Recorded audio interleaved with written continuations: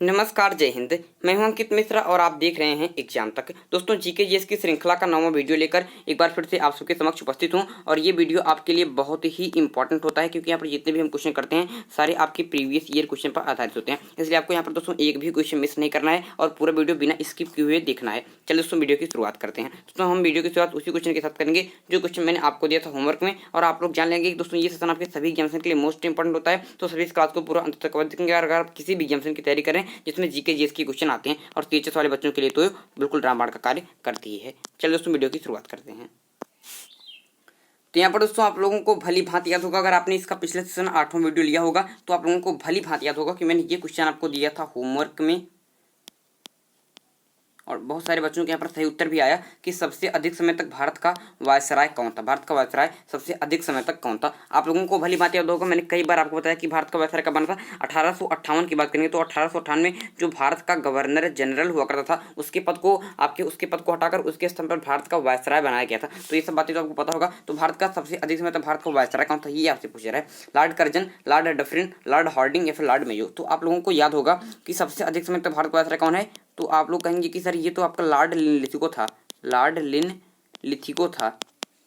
यहाँ पर तो किसी भी ऑप्शन में लॉर्ड लिनलिथिगो नहीं है। तो इसका समय कब से कब तक था आपके 1936 से लेकर 1936 से लेकर 1944 तक का इसका पूरा समय था और लगभग 8 वर्षों तक यह दोस्तों भारत का वायसराय था। और सबसे अधिक समय तक भारत का वायसराय कौन था, आपके लॉर्ड लिनलिथिगो था। लेकिन किसी भी विकल्प में लॉर्ड लिनलिथिगो नहीं है। तो कहने का मतलब कि ये क्वेश्चन किस प्रकार से पूछ रहा है, ये क्वेश्चन आपसे पूछ रहा है कि ये जो 4 ऑप्शन दिए गए हैं इस 4 ऑप्शन में सबसे अधिक समय तक कौन था। ये क्वेश्चन थोड़ा सा हार्ड बन जाता है क्योंकि जब इस प्रकार से क्वेश्चन पूछ लेता है तो आपको चारों के कार्यकाल आपको पता होना चाहिए और इस प्रकार से अगर क्वेश्चन पूछेगा तो ये थोड़ा सा हार्ड कैटेगरी में चला जाता है। उसके बाद मैं आपको बता देता हूँ, आप लोगों को वायसराय जितने भी हैं भारत के जितने भी गवर्नर जनरल हैं ये सब आपको पता होना चाहिए क्योंकि यहाँ से क्वेश्चन हर परीक्षा में पूछे ही जाते हैं। देखिए दोस्तों, इस क्वेश्चन की बात करें तो ये 4 ऑप्शन में सबसे अधिक समय तक अगर किसी ने वायसराय रहा था तो आपका लॉर्ड कर्जन से उतर जाएगा क्योंकि जो लॉर्ड कर्जन का कार्यकाल था ये 1899 से लेकर 1905 ईस्वी तक का था। 1905 ईस्वी तक का कहने का अर्थ है कि लगभग 6 वर्षों का कार्यकाल किसका था, आपका लॉर्ड कर्जन का। और इसमें जितने भी आपको वायसराय दिए गए किसी का भी कार्यकाल आपके 6 वर्षों का नहीं था। बात करेंगे लॉर्ड डफरिन की, तो लॉर्ड जो डफरिन साहब हैं इनका कार्यकाल कब से कब तक था, ये बहुत ही इंपॉर्टेंट है कि लॉर्ड डफरिन का कार्यकाल कब तक था, लॉर्ड हार्डिंग का आपके कार्यकाल कब से कब तक था और लॉर्ड मेयो का कार्यकाल कब से कब तक था। तो लॉर्ड डफरिन की बात करेंगे तो इसका कार्यकाल आपके 1884 से लेकर 1888 के बीच था। 1888 के बीच में था किसका, आपके लॉर्ड डफरिन का। तो इसका कार्यकाल कितने समय का हो जाएगा आपके, और मात्र 4 साल का, इसका तो 6 वर्ष था। तो लॉर्ड मेयो की बात करेंगे दोस्तों, इसका कार्यकाल कब तक था, तो 1859 से लेकर 1872 ईस्वी के बीच, 1872 ईस्वी के बीच इसका कार्यकाल आपके 3 वर्ष का ही था। इसका कार्यकाल कितने वर्षों का था, आपका 3 वर्ष का। और अगर लॉर्ड हार्डिंग की बात करेंगे तो इसका कार्यकाल 1844 से लेकर 1848 तक का था। इसका कार्यकाल भी 4 वर्षों का था। तो आपके लॉर्ड डफरिन का कार्यकाल 4 वर्षों का, लॉर्ड मेयो का कार्यकाल 3 वर्षों का, लॉर्ड हार्डिंग का कार्यकाल 4 वर्षों का और लॉर्ड कर्जन का कार्यकाल 6 वर्षों का। तो सबसे अधिक समय तक किसका हो जाएगा, आपका ऑप्शन ए हो जाएगा लॉर्ड कर्जन। अगर सबसे कम पूछता तो लॉर्ड मेयो सही उत्तर होता। दोस्तों, लॉर्ड कर्जन के बारे में 2-3 बातें आपको जानना बहुत ही जरूरी है जो प्रत्येक परीक्षा में पूछी जाती हैं कि लॉर्ड कर्जन को भारत का सर्वाधिक अलोकप्रिय वायसराय कहा जाता है। भारत का सर्वाधिक अलोकप्रिय वायसराय, भारत का सर्वाधिक अलोकप्रिय वायसराय कौन था, ये मैं आपसे पूछ रहा हूँ, बहुत इंपॉर्टेंट है। अलोकप्रिय वायसराय कौन सा, तो कौन है आपका लॉर्ड कर्जन सही उत्तर हो जाएगा। दोस्तों, इसी के समय में इसी के कार्यकाल में बंगाल का विभाजन हुआ था और बंगाल के विभाजन के बारे में थोड़ी बातें आपको जानना चाहिए कि बंगाल का जो विभाजन था ये कब हुआ था, तो 1905 में आपके बंगाल का विभाजन हुआ था। और दोस्तों यहाँ पर इस समय वायसराय कौन था, तो लॉर्ड कर्जन साहब थे। लॉर्ड कर्जन साहब ने हमें बताया कि हमें दोस्तों फुसलाया कि हमें क्या बताकर इन्होंने बंगाल का विभाजन किया। इन्होंने बताया कि जो कि बंगाल प्रांत है ये दोस्तों एक बहुत ही बड़ा प्रांत है और ऐसे बड़े प्रांत पर दोस्तों आपके शासन कर पाना, प्रशासन का आपके सही से लागू कर पाना थोड़ा सा कठिन कार्य हो जाएगा। अगर इसको हम 2 पार्टों में डिवाइड कर दें, तो आपके प्रशासन को यहाँ पर सुचारू रूप से चलने में आपकी आसानी होगी। क्या होगी, आपकी आसानी होगी। ये तो बिल्कुल सही बात है। अगर कोई भी बड़ा प्रांत है, अगर आप उसको कई पार्टों में 2 पार्टों में डिवाइड कर दें तो आप लोगों को शासन करना थोड़ा सा आसान हो जाएगा। इसी के तर्ज पर जो यूपी है इसको 4 भागों में दोस्तों बांटने का प्रयास किया जा रहा है क्योंकि यूपी एक बहुत ही बड़ा प्रांत है, इसकी जनसंख्या भी बहुत ही अधिक है। लेकिन दोस्तों बात करेंगे तो कि क्या ये सही बात थी, कि क्या इसी के आधार पर आपके बंगाल का विभाजन किया गया था। लेकिन दोस्तों ये आपको सिर्फ और सिर्फ बताया गया था।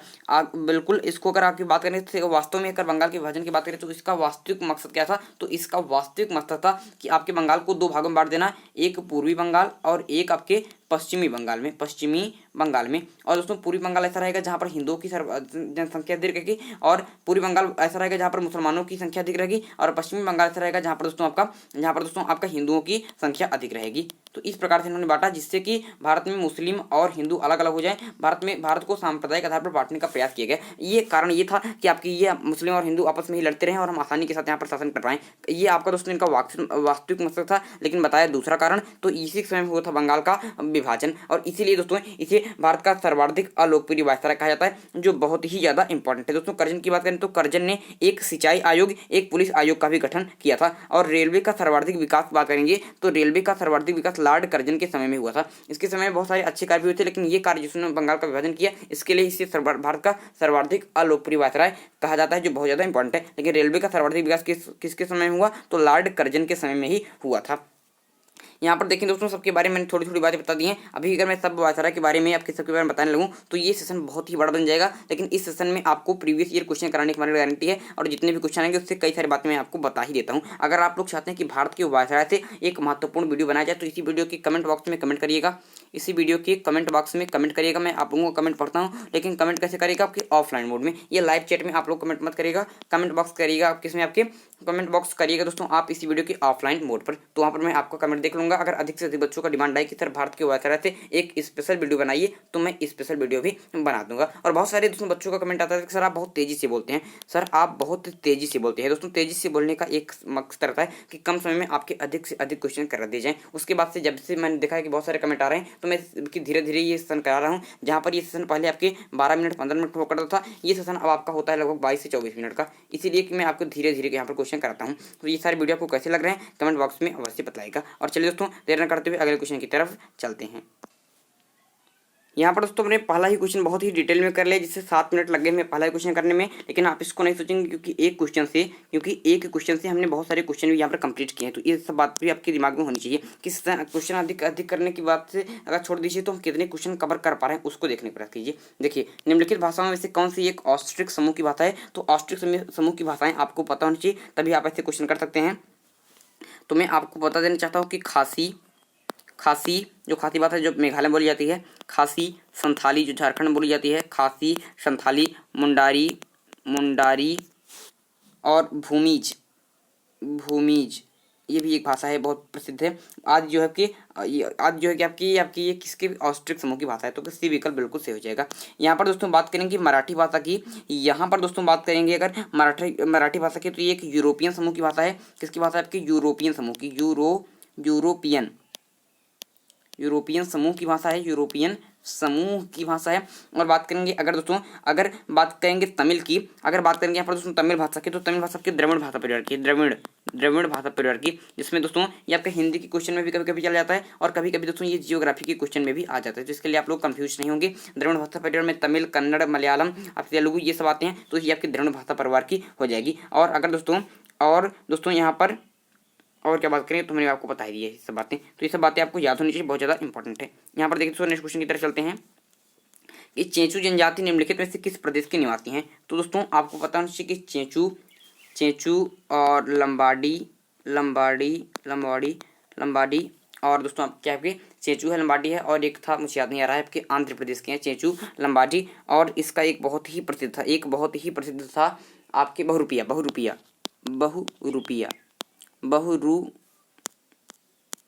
बहुरूपिया भी एक जनजाति है, बहुरूपिया, चेंचू, लंबाड़ी, ये कहाँ के आपके आंध्र प्रदेश की हो जाएंगे। ये बहुत ही इंपॉर्टेंट है और ये क्वेश्चन आपको पता होना चाहिए। दोस्तों चेंचू की बात करें तो चेंचू दक्षिण भारत की प्रमुख जनजाति, इसको याद रखेंगे, बहुत इंपॉर्टेंट है। और जो आंध्र प्रदेश उसकी जो नल्ला मलाई है, जिसे नल्ला मलाई कहते हैं, ये आपके पर्वतीय क्षेत्र में निवास करते हैं। ये सब बातें पता चाहिए। और ये दोस्तों केरल के भी कुछ क्षेत्रों में पाई जाती है। तो आंध्र प्रदेश के अलावा दोस्तों ये केरल के भी कुछ क्षेत्रों में पाई जाती है, ये विधवा विवाह को ही महत्व देती हैं, ये विधवा विवाह को महत्व देती हैं, आपकी विधवा विवाह जो होती है उसको महत्व देती हैं। चलिए दोस्तों आगे चलते हैं। कभी समय मिलेगा तो मैं आपको जनजाति से कराऊंगा कि यहाँ पर जैसे आपके 4 ऑप्शन है तो सबके बारे में बता देना चाहता हूँ, लेकिन आपके सेशन काफी लंबा खींच जाएगा, इसलिए मैं नेक्स्ट क्वेश्चन की तरफ यहाँ पर मुड़ता हूँ, अपने रुख करता हूँ। देखिए, निम्नलिखित राज्यों में से सर्वोच्च साक्षरता दर किस राज्य में है? सर्वोच्च साक्षरता दर किस राज्य में? दोस्तों ये आपकी 2011 की जनगणना के अनुसार बताना है, क्योंकि आपकी 2021 में जब जनगणना होगी उसके लिए 2020 में जनगणना हो जानी चाहिए थी, लेकिन इस कोरोना की वजह से ये जनगणना होने में डिले हो रहा है। तो देखते हैं क्या 2021 में क्या आपकी ये जो की जनसंख्या बल आएगा, क्या ये जनसंख्या आपको प्रदर्शित कर पाएगी, इसको देखना रहेगा। क्या 2021 में आपकी जनगणना हो पाती है, इसको देखना होगा। देखिए तो यहाँ पर देखें दोस्तों, ये क्वेश्चन भी थोड़ा सा अच्छा क्वेश्चन है, क्योंकि आप लोगों को पता नहीं चाहिए कि सर्वोच्च साक्षरता भारत में कहाँ पर है, आपके केरल में है। कहाँ पर दोस्तों? केरल में है। यहाँ पर जो मैं क्वेश्चन ले रहा हूँ थोड़ा सा आपका हार्ड क्वेश्चन भी यहाँ पर आज के सेशन में है, क्योंकि आपके जो पेपर होते हैं उसमें हार्ड और सिंपल दोनों क्वेश्चन आते हैं। तो पिछले सेशन में मैंने सिंपल क्वेश्चन किए थे, तो इस सेशन में थोड़े से हार्ड क्वेश्चन देख लीजिए। कि सर्वोच्च साक्षरता दर वाले बात करें तो सबसे नंबर 1 पर कौन दोस्तों? कि नंबर 1 पर आपका है केरल, जिसमें लगभग 94% व्यक्ति आपके साक्षर हैं। दूसरे स्थान पर दोस्तों आपका आता है लक्षद्वीप जो आपके अरब सागर में है। यहाँ पर 91% व्यक्ति आपके साक्षर हैं। और तीसरे स्थान पर 91% की बात करें तो 91.8% यहाँ पर आपके साक्षर है लक्षद्वीप। और तीसरे स्थान पर दोस्तों आपका आता है मिजोरम। कौन आता है? आपके मिजोरम आता है। और यहाँ पर दोस्तों आपके 91.3% व्यक्ति के आपके क्या साक्षर हैं। फिर मिजोरम के बाद गोवा के बाद आपका त्रिपुरा आता है। यहाँ पर देखिए दोस्तों, ना आपके ऑप्शन में केरल है और ना ही आपके ऑप्शन में लक्षद्वीप है, तो आपका डी विकल्प बिल्कुल हो जाएगा। मिजोरम सर्वोच्च साक्षरता दर वाला राज्य है। जबकि वैसे ओवरऑल की बात करें तो 3rd स्थान पर आता है, क्योंकि इससे पहले आपके केरल और आपके लक्षद्वीप आते हैं। और दोस्तों 4थे स्थान पर आपका आता है गोवा और 5वें स्थान पर आपका आता है त्रिपुरा। तो कम से कम 5 स्थान तक तो आपको याद ही होनी चाहिए। अगर इस प्रकार से क्वेश्चन पूछ ले जहाँ पर आपको 2 ऑप्शन आगे ना मिले, तो आप लोगों अगर आपको 5 तक याद रहेगा कि शुरू के 5 कौन है, तभी आप इस क्वेश्चन को कर पाएंगे। देखिए नेक्स्ट क्वेश्चन आपकी कुगडी वन्य पशु विहार किस राज्य में स्थित है? तो ये क्वेश्चन होगा आपके होमवर्क के लिए। और इस क्वेश्चन का आंसर आप लोगों को देना होगा कमेंट बॉक्स में। आप लोगों के बहुत ही कम बच्चों अपने आंसर देते हैं, तो आप लोग दोस्तों आंसर अवश्य दिया करिए, चाहे जिस भी प्रकार से दीजिए, लेकिन कमेंट बॉक्स में आपके आंसर अवश्य दिखने चाहिए। तभी लगता है कि आप लोग फुल डेडिकेट होकर पढ़ाई कर रहे हैं, क्योंकि यहाँ पर जितने क्वेश्चन आपको कराए जा रहे हैं ये बहुत ही अच्छे लेवल के क्वेश्चन है, और ये क्वेश्चन ही आपको परीक्षा में सीधे देखने को मिलेंगे। दोस्तों मैंने एक आपके एग्जिट पोल कराई थी कि जो आपके CHS के विद्यार्थी हैं, क्या उनके लिए मैंने जो प्रैक्टिस सेट 6 तक लाई थी, क्या प्रैक्टिस सेट 7 को लाया जाए? उसमें अभी तक 48 बच्चों के आंसर, अभी तक आपके 48 बच्चों ने अपना मत दिया है। आप लोग भी मत चेक करो दीजिए। जब 50 मत हो जाएंगे तो वहाँ पर मैं आकलन करूँगा कि कितने बच्चे क्या चाहते हैं। अगर अधिक से अधिक बच्चे चाहेंगे तो मैं भी आकर प्रैक्टिस सेट 7 को भी लॉन्च कर दूंगा, तो जाकर अपने मत अवश्य दीजिए। चलो दोस्तों नेक्स्ट क्वेश्चन की तरफ चलते हैं। ये क्वेश्चन तो आपको होमवर्क के लिए हो गया। ये क्वेश्चन है कि निम्नलिखित में से किन ग्रहों का कोई उपग्रह नहीं है? दोस्तों ग्रह क्या होते हैं? उपग्रह क्या होते हैं? उपग्रह वो होते हैं कि जो आपके ग्रह के भी चक्कर लगाते हैं। जो ग्रह के चक्कर लगाएं उन्हें कहते हैं उपग्रह। जैसे कि पृथ्वी का एक उपग्रह है क्या? आपका चंद्रमा, जो आपकी पृथ्वी की परिक्रमा करता है। देखिए दोस्तों, जैसे ही आपके सौरमंडल जो कि सूर्य है उसकी परिक्रमा दोस्तों आपके सारे आपके प्लैनेट करते हैं, उसी प्रकार से जो प्लैनेट जो होते हैं, जो ग्रह होते हैं, उनकी जो आपके परिक्रमा करता है उसे कहते हैं उपग्रह। किसके उपग्रह नहीं है? तो बुध और शुक्र के उपग्रह नहीं है। दोस्तों एक वीडियो मैंने स्पेशल बनाया था आपके इसी के लिए, आपके जो सौरमंडल में जो ग्रह हैं इसके लिए 2 वीडियो बनाया था। एक वीडियो बनाया था जिसमें आपको क्विज कराया गया था, और वहाँ पर सारे क्वेश्चन आपके 20-25 क्वेश्चन की जो आपके 20-25 क्वेश्चन है सारे आपके सौर मंडल के ही थे। तो एक सेशन तो आपको ये देखना है, दूसरा सेशन दोस्तों आपको देखना है यहाँ पर दोस्तों मैंने आपको आपके कॉन्सेप्ट क्लियर कराया था, कॉन्सेप्ट वाइज मैंने पढ़ा था, कॉन्सेप्ट से क्लियर करा था। तो एक वीडियो आपका ये वाला हो जाएगा। तो ये दोनों वीडियो जाकर आप देख लेंगे। इसी वीडियो के डिस्क्रिप्शन बॉक्स में आपको लिंक मिल जाएगी। अगर आपको नहीं मिलती है डिस्क्रिप्शन बॉक्स में तो आपको लिंक मिल जाएगी कि जियोग्राफी नाम की जियोग्राफी प्लेलिस्ट, जो जाकर आप देख लेंगे। तो जियोग्राफी प्लेलिस्ट खोलेंगे तो आपको दोनों वीडियो मिल जाएगी। जाकर दोनों वीडियो अवश्य ही देख लीजिएगा, क्योंकि दोनों वीडियो बहुत ही इंपॉर्टेंट थे। तो यहाँ पर दोस्तों नेक्स्ट क्वेश्चन आपका हिस्ट्री से है।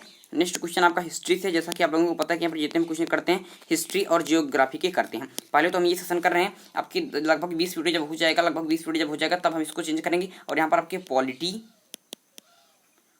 और कोई एक इंपॉर्टेंट विषय लेंगे, उससे आपके क्वेश्चन करेंगे। देखेंगे दोस्तों कि वास्को डिगामा कालीकट किस उपग्रह किस वर्ष आया, किस ग्रह आया, किस वर्ष आया, किस वर्ष आया, माफ कीजिएगा, वास्को डी गामा कालीकट किस वर्ष आया। तो आप लोगों को भली भांति पता है कि 1498 ईस्वी में।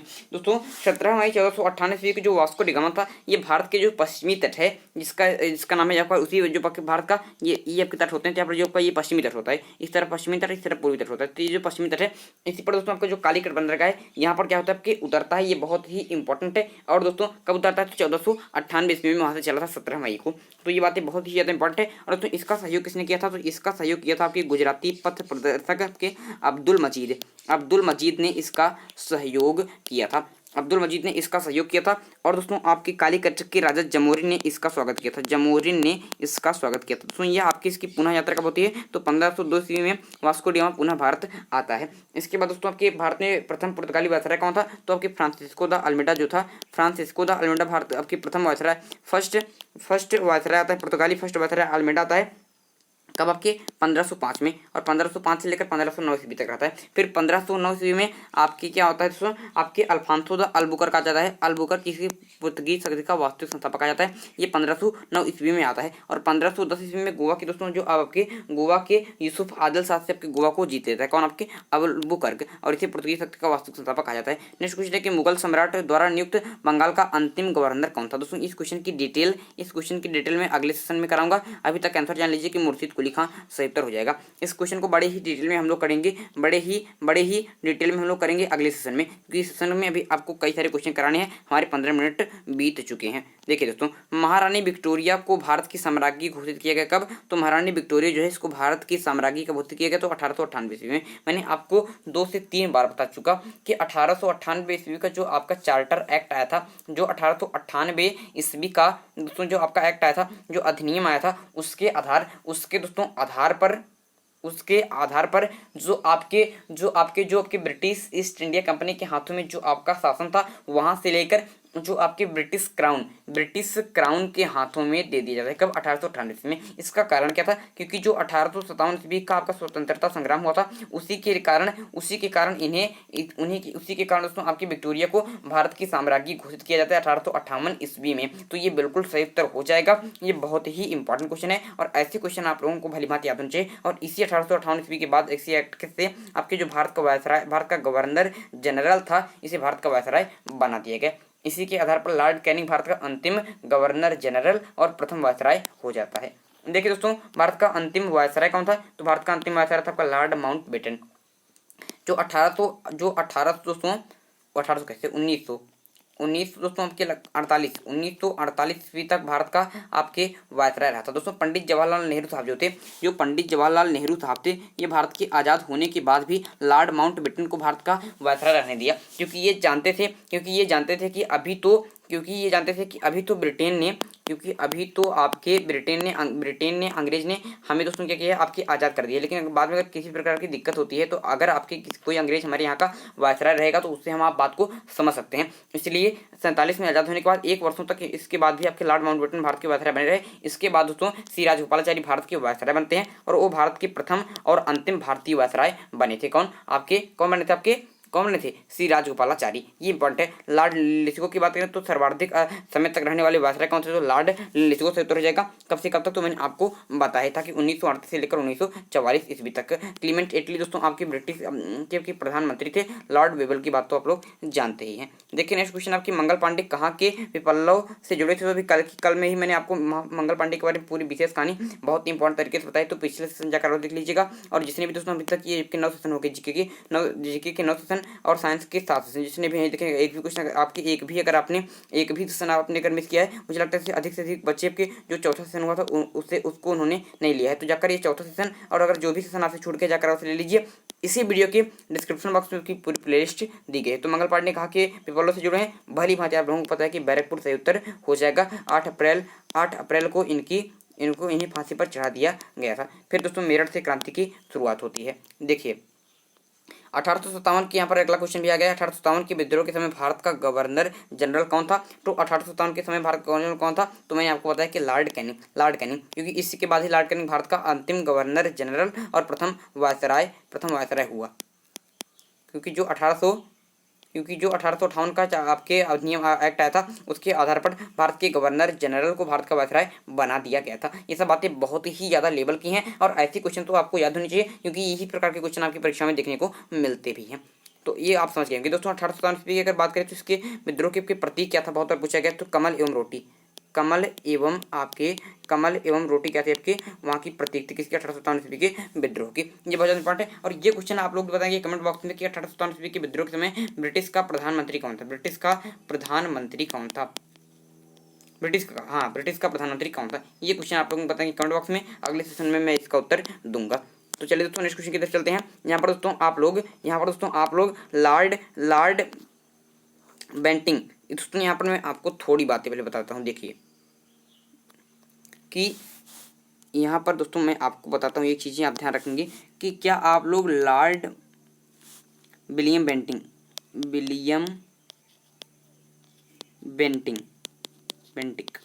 लॉर्ड विलियम बेंटिक को जानते हैं। ये बहुत ही इंपॉर्टेंट है, इसके बारे में आप लोग थोड़ी सी बातें याद रखेंगे, इसलिए मैंने ये आपको बनाया कि आप लोग थोड़ी बातें यहाँ पर बता सकूँ इस सेशन के अंत में। पहली बात याद रखेंगे लॉर्ड विलियम बेंटिक के बारे में। आप लोग सती प्रथा से मुझे लगता है इनको याद हुआ होगा, लेकिन विलियम बेंटिक के बारे में कुछ क्वेश्चन और भी पूछे जाते हैं जो आपको याद होना चाहिए। पहली बात तो ये कब से कब तक भारत के गवर्नर जनरल थे, तो 1828 से लेकर 1835 तक ये भारत के गवर्नर जनरल थे। लेकिन इंपॉर्टेंट बात है कि ये दोस्तों के बंगाल के अंतिम गवर्नर जनरल और भारत के प्रथम गवर्नर जनरल थे, क्योंकि जो उनके समय में ही 1833 का चार्टर एक्ट आया। 1833 का चार्टर एक्ट आया और जो ये 1833 का चार्टर एक्ट था इसके माध्यम से ही दोस्तों जो आपके बंगाल का गवर्नर जनरल हुआ करता था, बंगाल का गवर्नर जनरल हुआ करता था, उसे भारत का ये आप बातें यहाँ पर लिख लेंगे, किसी भारत का गवर्नर जनरल बना दिया जाता है। तो कब 1833 में, तो 1828 से लेकर 1833 तक ये बंगाल के गवर्नर जनरल रहते हैं। फिर 1833 से लेकर 1835 तक क्या रहते हैं तो ये आप क्या रहते हैं दोस्तों, ये भारत के गवर्नर जनरल हो जाते हैं। तो ये बंगाल के अंतिम गवर्नर जनरल और भारत के प्रथम गवर्नर जनरल हो जाएंगे। ये इंपॉर्टेंट बातें बहुत ज़्यादा पूछी जाती हैं। और इसके बाद भी कुछ बातें आपको जाननी चाहिए जो बहुत ज़्यादा इंपॉर्टेंट है कि दोस्तों इनके ही समय में 1829 ईस्वी में, कब दोस्तों इनके समय में कब दोस्तों कि 1829 ईस्वी में दोस्तों सती प्रथा पर प्रतिबंध लगा जाता है। और किसकी मदद से तो राजा राम मोहन राय के सहयोग से। दोस्तों यहीं तक नहीं कुछ बातें आपको और भी जाननी चाहिए कि इसके समय में दोस्तों के मैकाले की अनुशंसा पर अंग्रेजी को शिक्षा का माध्यम बनाया गया था। ये सब भी बातें आपको पता होनी चाहिए और ऐसी बातें मैं आपको बताता भी रहता हूँ। एक इंपॉर्टेंट बात और इसके बारे में याद रखिए कि इसके समय में ही शिशु बालिका की हत्या पर भी प्रतिबंध लगाया था। शिशु बालिका की हत्या पर भी प्रतिबंध लगा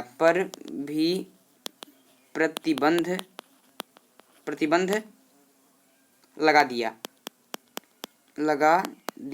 गया। इसके समय में दोस्तों किसी शिशु बालिका हत्या पर भी प्रतिबंध लगा दिया गया। तो ऐसे क्वेश्चन पूछे कि किस गवर्नर जनरल के समय शिशु बालिका की हत्या पर भी प्रतिबंध लगा दिया गया, तो लॉर्ड विलियम बेंटिक सही उत्तर हो जाएंगे। ये बहुत ही इंपॉर्टेंट है, इनके बारे में कई सारी बातें मैंने आपको बता दी जो आपके नोटबुक में लिखी रहनी चाहिए और आपको याद भी रहनी चाहिए। तो चलिए दोस्तों वीडियो अंत होते होते मैंने आपको कई सारे इंपॉर्टेंट क्वेश्चन भी करा दिए। अब जान लीजिए कि हमारा टाइम टेबल क्या है। दोस्तों जीके चेस की क्लास प्रत्येक दिन आपके सोमवार मंगलवार को दोस्तों चलती है सुबह 8 बजे। फिर बुधवार को आपकी साइंस वाली क्लास आती है जो आपकी कल आएगी। फिर बृहस्पतिवार और शुक्रवार को जीके चेस की क्लास आती है। और फिर शनिवार रविवार को साइंस की क्लास आती है। इस शनिवार रविवार 2 दिन आपकी क्लासें नहीं हो पाई थी, इसके लिए मैंने आपको बता दिया क्या कारण था। और अब आप लोग जान लेंगे कि ये रेगुलर वे में क्लासेस चलें सुबह 8 बजे। आप लोगों को किसी भी हाल में ये सेशन तो छोड़ना ही नहीं है। और अगर आप सेशन किसी भी छोड़ सकते हैं छोड़ दीजिए, लेकिन ये सेशन आपको कतई नहीं छोड़ना है, क्योंकि जो भी बच्चा आपके 17 अगस्त से ये आपके सेशन शुरुआत हुआ, 17 अगस्त से ये सेशन शुरू हुआ है। जिसने भी दोस्तों आपको दोस्तों के पूरे सेशन को ले रहा है कि अभी तक क्योंकि पूरी 9 क्लासें ली हैं, उसको आपके अद्भुत तरीके से चेंजेस अपने दिख रहा होगा कि हमने कितने क्वेश्चन अभी तक कर लिए हैं और कितने डिटेल में क्वेश्चन कर रहे हैं। तो ये सेशन आपके लिए बहुत ही ज़्यादा इंपॉर्टेंट है। एक बात आपके लिए और इम्पॉर्टेंट है दोस्तों इंपॉर्टेंट बात आपके लिए ये है कि इस तरह तो हम हिस्ट्री और जियोग्राफी को कनेक्ट करके तो पढ़ रहे हैं, लेकिन इस सेशन में और भी चलाने वाला हूँ जहाँ पर दोस्तों आपके वन लाइनर क्वेश्चन कराए जाएंगे और आपको ऑप्शन नहीं मिलेगा। वहाँ पर आपका टारगेट रहेगा कि आपके एक वीडियो में कम से कम 30 क्वेश्चन आपको कंप्लीट कराए जाएं, कम से कम 30 या फिर आपके 25 क्वेश्चन कंप्लीट कराए जाएं, क्योंकि यहाँ पर जब क्वेश्चन करते हैं तो 10-12 इतने क्वेश्चन पर सीमित रह जाते हैं। तो आप जो आपको क्वेश्चन कराए जाएंगे ये वाला सेशन में चलाऊंगा, इसमें आपको ऑप्शन तो नहीं मिलेगा, लेकिन आपको अधिक से अधिक क्वेश्चन कराए जाएंगे और ये भारत के इतिहास में इतिहास के ही क्वेश्चन रहेंगे, प्राचीन, मध्यकालीन और आधुनिक के। और ये क्वेश्चन मैं स्वयं टाइप करके इसकी तैयारी कर रहा हूँ, जिससे कि आप लोगों को कम समय में अधिक से अधिक क्वेश्चन हो सकें, इसलिए मैं स्वयं इसकी टाइपिंग कराता हूँ और स्वयं दोस्तों आपके टाइपिंग करके क्वेश्चन बनाता हूँ और बहुत ही इंपॉर्टेंट सर मैं क्वेश्चन भी इसका लूँगा। और इसी पहली क्लास जल्द से जल्द आएगी। आप लोग कितने उत्सुक हैं इस क्लास के बारे में अवश्य बताइएगा और जाकर दोस्तों इसी भी आपके कम्युनिटी बैग्स में दोस्तों आप लोग अपने वोट भी दीजिएगा कि आप लोग चाहते हैं कि आपके प्रैक्टिस सेट 7 को लॉन्च किया जाए। चलो दोस्तों आज का सेशन समाप्त करते हैं और उम्मीद करता हूं कि आज का वीडियो आप लोगों को अच्छे से समझ में आया होगा। अगर आपको यह वीडियो अच्छा लगा तो वीडियो को लाइक कीजिएगा, चैनल को सब्सक्राइब कीजिएगा तो अपने मित्रों के साथ भी शेयर कीजिएगा और इस चैनल को सब्सक्राइब कर लीजिएगा, क्योंकि यहाँ पर इसी प्रकार की वीडियो मिलते रहते हैं। दोस्तों आखिरकार CHS का एग्जाम का होगा, इसके लिए भी मैं जल्द से जल्द एक वीडियो लाऊंगा आपके कल या परसों में कि CHS का एग्जाम कब होगा। और मैं आपको इस बार फाइनल बताने वाला हूं कि किस प्रकार से हम दोस्तों CHS का एग्जाम कब होगा और अगर नहीं हो रहा है तो कब किस प्रकार से हम करें कि जल्द से जल्द CHS का एग्जाम हो जाए। सब बातें मैं आपको बताऊंगा, इसलिए चैनल को सब्सक्राइब कर लीजिएगा। और आप लोग ऐसी वीडियो के बारे में कितने उत्सुक हैं इसी वीडियो के कमेंट बॉक्स में बताइएगा। कमेंट आप बहुत सारे कम बच्चे करते हैं, लेकिन कमेंट करके ऑफलाइन कमेंट बताइएगा, जिससे मैं भी पढ़ सकूँ कि आप लोगों के मन में क्या चल रहा है और ये सेशन आपको कैसा लग रहा है। चलो दोस्तों आज के लिए आप से लेते हैं विदा के लिए। वीडियो में एक नए टॉपिक के साथ फिर होगी मुलाकात, तब तक के लिए मुझे दीजिए इजाजत। मैं हूं अंकित मिश्रा और आप देख रहे हैं एग्जाम तक। धन्यवाद।